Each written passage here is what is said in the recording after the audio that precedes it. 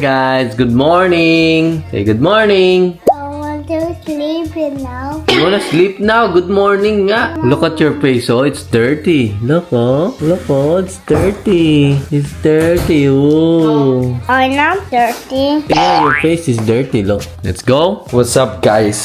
Pupunta ulit kami sa project West K 2.0 kasi bebenta na namin yung mga mattress na nandun. May na interested buyer si Madam April, so let's go.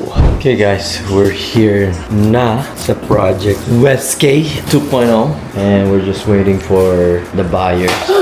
Tapos, I don't know if you guys see this or napakita ko na sa inyo to kahapon. Tinanggal na namin yung laminate countertops here kahapon. And today they're gonna start hammering this house, taking off the flooring, the carpet. They're gonna be working on it today. And then, I don't know if they're gonna start painting. Oh, the buyer's here for the beds. She's here. So, I'll update you guys kung bibili niya. Hey guys, think about daw sila muna. But they're gonna give us an answer mamaya mga 12. Kasi may tinitingnan din silang ibang beds. Yeah, we'll update you guys kung ano mangyayari sa bed. So, we're gonna get some coffee for now. Tapos babalik kami dito kasi I need to meet up with my flooring guy. So, magme-measure siya ng flooring. I think si Francisco dadating at 9:30. Sometimes he's here late, so I could give the guy the code for the lockbox to measure, but I just want it to be on point where I want the flooring. We'll be back. The bedroom, both bedroom, we're keeping the carpet. So this one, that, the hallway. And no measurement in the room, right? No. Did you measure the kitchen, sir? Yeah, already. Okay. All done. This area too. We're keeping this carpet. My question is, do you guys have the same carpet? Get from the store and bring here for sample. Yeah. Right. This is an office room. I don't know if I should do carpet or vinyl plank. Same thing upstairs. Yeah. We'll do vinyl plank. Up to only here. Yeah, when planks better. Yeah, better. Yeah. So floors they have a good. Yeah. So guys, nandito na din pala si Francisco. There he is. You're late, bro. Actually, what time is it? 9:30. I just took a big fart there.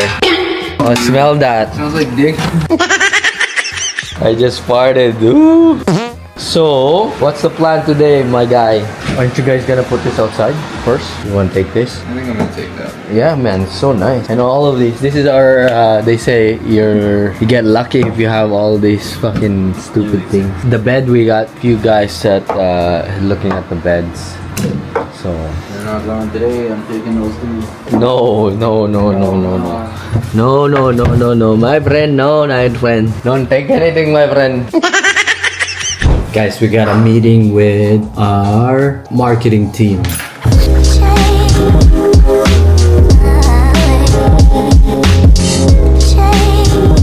Okay guys, all done with my meeting.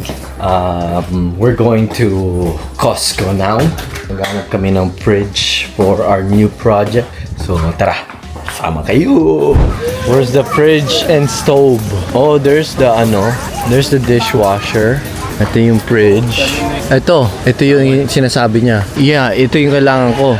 So guys, meron yung gusto ko, but the thing with Costco, meron lang ako 24 hours para pick upin tong order ko, and they don't deliver, so I'm gonna have to figure it out. Okay guys, we're buying the fridge, tapos pipick upin na lang namin tomorrow.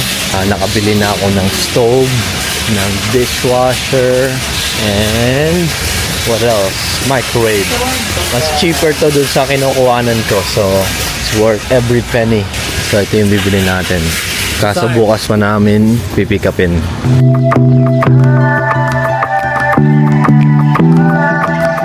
Got the fridge. Here we go. Let's go.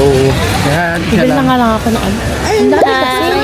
Okay guys, back at home na kami. Dapat bukas pa namin pipick upin yung fridge, pero babalikan lang namin ni Paul today kasi off naman siya, and then I don't have much to do today, so might as well go get it and get it done and over with today. So shout out to Paul. Ito yung susi ng truck, so let's go.